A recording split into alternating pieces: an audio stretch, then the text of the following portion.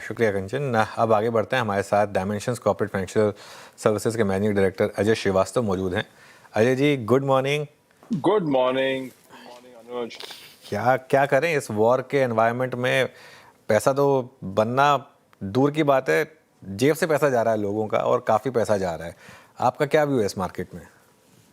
अनुज जी देखिए, दो चीजें इसमें व्यू बड़ा सिंपल है कि ये मार्केट भी बार बार वही कहती है कि हमको कि जब जब प्रॉफिट अच्छा निकलता है आप उसको निकाल के आप उसको अलग रखिए, जिसको आपको आपको जिंदगी में जो आपने सोचा था उसको पूरा कर लीजिए, क्योंकि ये कभी चलेगा नहीं कि कभी मैं बेचूंगा शेयर को तो कभी प्रॉफिट होगा। तो पहला रूल है कि भैया प्रॉफिट आएगा तो आप उसको लीजिए और जिंदगी का मजा लीजिए, तो टेंशन कम करिए। दूसरी बात है कि इस माहौल में आके आपके पास में कंट्रोल लेवर नहीं है इस समय। क्या मिस्टर ट्रम्प करते हैं, क्या ईरान करता है, क्या कोई करता है, उससे आपके आज जो एनालिसिस है वो सब बेकार है। बिकॉज इसके ऊपर हम क्या एनालिसिस करें कि कितनी डिमांड बढ़ेगी, कितनी प्राइस बढ़ेगी, कितना ऑयल बढ़ेगा। तो इस माहौल के अंदर में शांति से बैठें। जो हमारा फोकस कंपनीज हैं, जो triple A rated, double A rated companies, अच्छी कंपनीज हैं, लो लेवरेज वाली कंपनीज हैं, उस पर फोकस करें। और खासकर जहां पे कॉर्पोरेट गवर्नेंस बहुत बढ़िया है उस पर फोकस करें। कई अच्छे इंडस्ट्रियल ग्रुप से फोकस करें और एलोकेशन मेंटेन करें अपना कि भाई हम इतना हिंदुस्तान इक्विटी में रखेंगे, इतना विदेश के इक्विटी में रखेंगे, इतना हम गोल्ड सिल्वर में रखेंगे और जो प्रेशियस मेटल में रखेंगे। और वो एलोकेशन बहुत जरूरी है। और इतना हम अपना कैश रिजर्व रखेंगे कि कभी जरूरत पड़ती है या मार्केट अपॉर्चुनिटी देती है तो उसको लेने के लिए। I think allocation, look, portfolio review बहुत इंपॉर्टेंट है, खास करके लेवरेज कंपनी से निकलना, बिकॉज इंटरेस्ट रेट बढ़ने वाले हैं और खासकर इंपोर्ट इंटेंसिटी वाली कंपनियों को काफी तकलीफ होने वाली है रुपी डॉलर के ऊपर देखते हुए। उस हिसाब से एक्सपोर्ट कंपनियों को फायदा होने वाला है। तो आप अपना पोर्टफोलियो रीओरिएंट करिए, शांत रहिए, ओवर कमिट मत करिए, बट ये भी नहीं है कि निकल के बाहर बैठ जाएं, because market can change 1 minute के अंदर में। आपने देखा है एक press conference can change the market.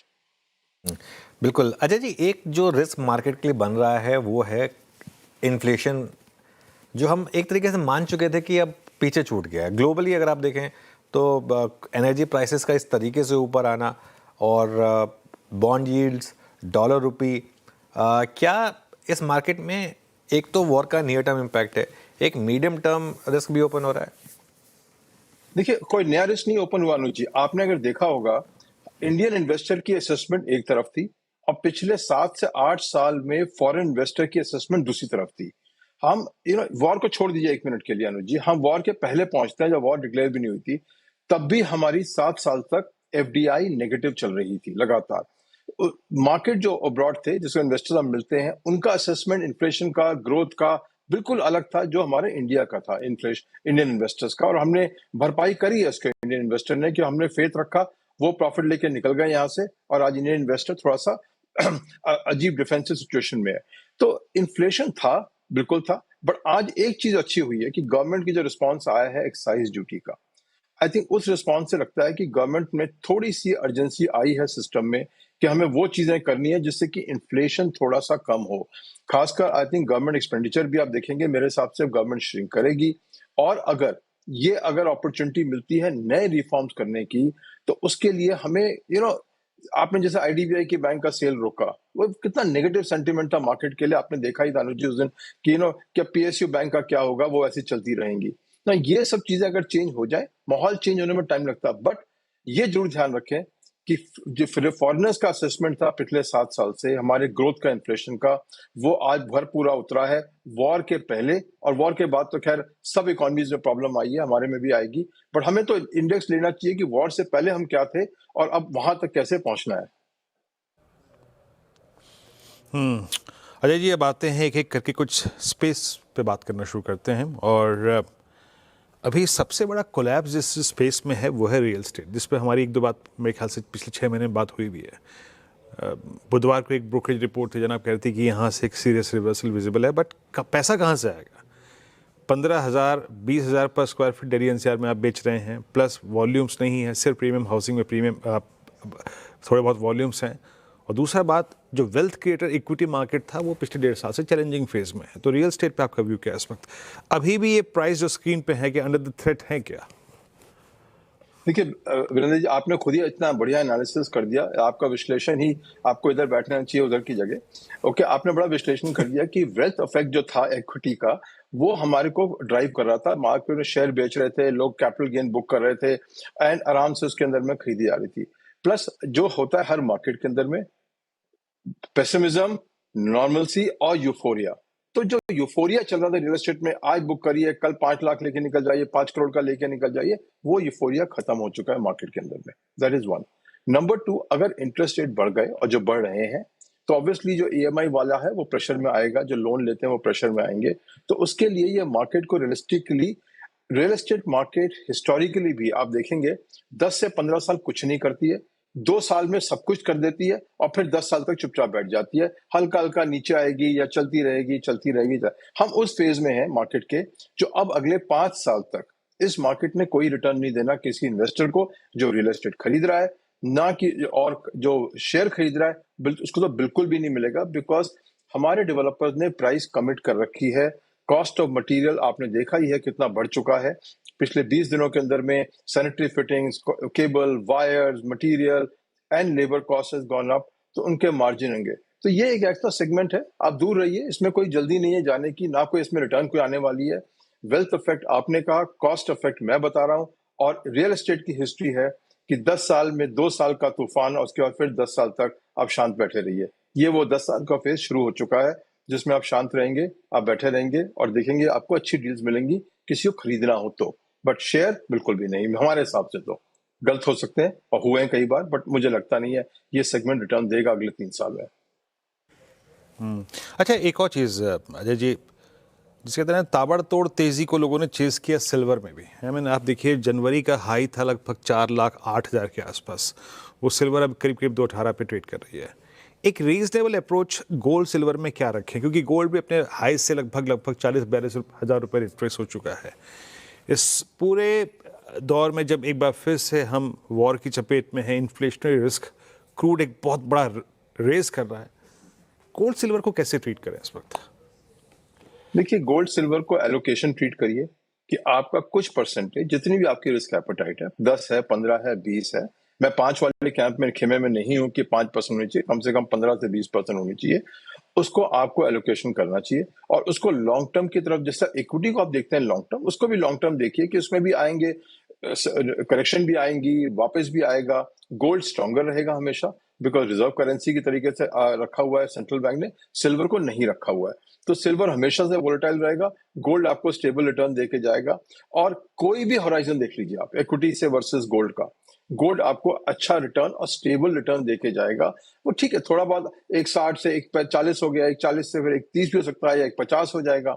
But एक चीज देख लीजिए, गोल्ड इंपोर्ट होता है, तो आपने जो आज खरीदा वो रुपए डॉलर पे खरीदा, आपको 20 साल में रुपए का आई थिंक डॉलर डबल हो गया है हमारा, डिप्रिशिएट हुआ 100% रुपी। ओके, उस आप देख के चलेंगे आप, तो कुछ भी नहीं होता गोल्ड को, तो रुपी डॉलर से आपको 4 से 5% रिटर्न मिल जाती है आपको। और अगर आपने बॉन्ड खरीद लिया, जो सोवरेन बॉन्ड है मार्केट में, 2.5% इंटरेस्ट वो मिल गया, 4% डिप्रिसिएशन मिल गया, तो 6.5 तो आपका गारंटी हो गया वहां पे। फिर जब बाजार में उछाल आएगी तो आएगी। तो मेरे हिसाब से एलोकेशन रखिए, गोल्ड में रखिए, सिल्वर में रखिए, और बढ़ाइए उसको एलोकेशन को, बिकॉज इक्विटी अगले 3 साल में अंडर परफॉर्म करेगी। बिकॉज आपने सारी चीजें बता दी हैं, ऑयल की अनसर्टेनिटी की, फिजिकल डेफिसिट की, इंडिया की फिजिकल डेफिसिट की, रुपी डॉलर की आपने देखी है हालत हमारी। देखते हुए इंटरेस्ट रेट बढ़ने की बहुत चांसेस है कि इंटरेस्ट रेट बढ़ेंगे इस साल के अंदर में। देखते हुए स्टेबल है, एलोकेशन रखिए, और अगर नहीं है तो ले लीजिए। अगर आपने किसी भी तरीके से आपने बड़े रेट पे लिया हुआ है, तो एवरेज कर लीजिए कि मौका मिलता है आपको एवरेज का, आप एवरेज भी कर सकते हैं उसको। बट रखिए जरूर अगले 5 से 10 साल अपने पोर्टफोलियो में। हमारे हिसाब से 20%, 25% का पोर्टफोलियो आपका इन दो में होना चाहिए। ओके, 20 से 25% पोर्टफोलियो में होना चाहिए।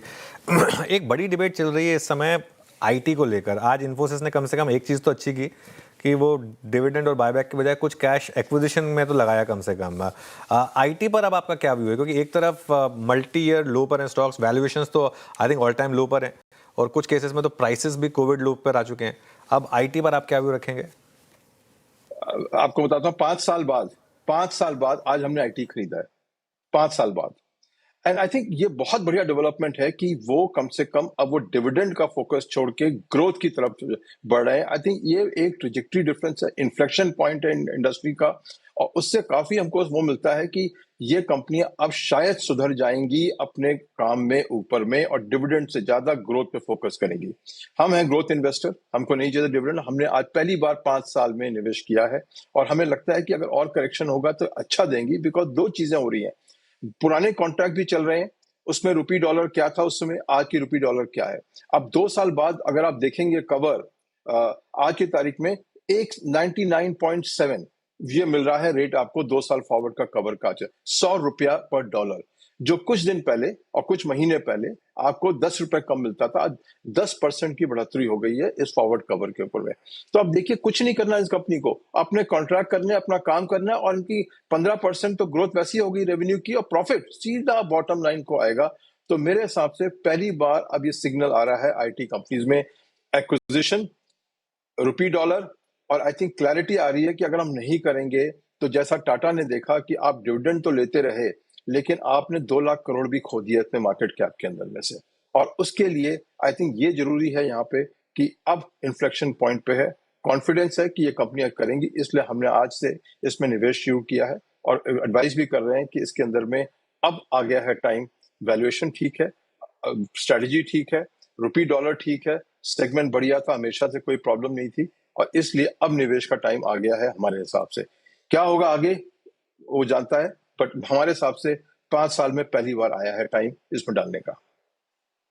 अच्छा अजय जी, अब मैं आपसे ही पूछता हूँ, और आपको कहाँ, जैसे कि आपने बहुत एक खोल के बहुत शानदार मत दिया आईटी पर कि 5 साल बाद हमने फ्रेश बाइंग करी है, और अच्छी ग्रोथ विजिबिलिटी आपको कहाँ कहाँ पे नजर आ रही है? देखिए, ऑटो कंपनी बहुत बढ़िया ग्रोथ है, ऑटो एंसिलरी कोई प्रॉब्लम नहीं है ग्रोथ के अंदर में। दोनों कंपनियां हैं जो उसमें फटाफट चलेंगी, बढ़िया चलेंगी, इंडिया की स्ट्रांग पॉइंट है, कोई इसमें वो नहीं है, दो राय नहीं कि ये बढ़ के चलेंगी कंपनियां ऑटो कंपनीज के अंदर में। और दूसरी बात हम देखते हैं अपने जो सीडीएमओ कंपनीज हैं उसमें वॉलेटिलिटी रहेगी, तो इन्वेस्टर को थोड़ा सा पेशेंस रखना है कि ये ऑटो कंपनी जैसी नहीं है कि लगातार बढ़ती जाएंगी। 2 साल बहुत बढ़िया जाएंगे इस कंपनी के, फिर ऐसे 1 साल 2 साल जब केपेक्स लगेगा कुछ नहीं होगा इस कंपनी में। तो पेशेंस अगर आप में तो सीडीएमओ कंपनीज में रखिए, इंडिया के लिए बहुत बढ़िया सेगमेंट है, रुपी डॉलर में सारा एक्सपोर्ट हो रहा है तो रुपी डॉलर बेनिफिट मिलेगा, तो सीडीएमओ सेगमेंट का आपको ग्रोथ बहुत बेहतरीन से मिलेगा। तीसरी ग्रोथ जो हमारे हिसाब से अब आएगी, वो जो इस साल आएगी खासकर वापस आएगी, वो होटल इंडस्ट्री में आएगी, बिकॉज अब ये जो टूर्स हैं, वेस्ट एशिया है, ये सब चीजें कम हो जाएंगी, फेयर बढ़ते जा रहे हैं लगातार, रुपी डॉलर चेंज हो गया है, तो फॉरेन टूरिज्म अब कंट्रोल में आएगा। जो पिछले साल में हर कोई अब्रॉड जा रहा था, अब 2 बार सोचेगा रुपया 95 के ऊपर में लेने से पहले। तो उस हिसाब से हमारे हिसाब से होटल इंडस्ट्री को एक बड़ा फिलअप मिलेगा। स्ट्रेंज है कि फिलअप मिलेगा कि रुपी डिप्रिशिएट हो गया तो उनको बेनिफिट मिलेगा, बट आई थिंक इस सेगमेंट को मिलेगा। चौथी बात है फर्टिलाइजर, बेहतरीन 2 ही 4 कंपनियां हैं, अनफॉर्चुनेटली इंडिया में कोई खास कंपनी है नहीं, गवर्नमेंट का पूरा कंट्रोल है, बट अब भी हम कहेंगे कि डिमांड और ग्रोथ से फर्टिलाइजर और गोल्ड लोन कंपनीज हमारा सबसे बड़ी निवेश गोल्ड लोन कंपनीज में आज की तारीख में। हमारे हिसाब से उनकी डिमांड बढ़ती रहेगी, बिकॉज जितना भी इन्फ्लेशन आप बात करें या इंटरेस्ट रेट बढ़ने की बात करेंगे, इनको पहला फायदा होता है इंटरेस्ट रेट बढ़ने का, बिकॉज ये इनके लोन की टेनर छोटी होती है और ये लोन इंटरेस्ट बढ़ा सकते हैं फटाफट। तो इसलिए गोल्ड लोन कंपनीज को इंटरेस्ट रेट बढ़ने का फायदा आई थिंक इमीडिएट होगा और बहुत बेहतरीन तरीके से होगा। ओके, अजय जी बहुत बहुत शुक्रिया आज हमारे साथ जुड़ने के लिए और हम हमारे सामने ये व्यू रखने के लिए।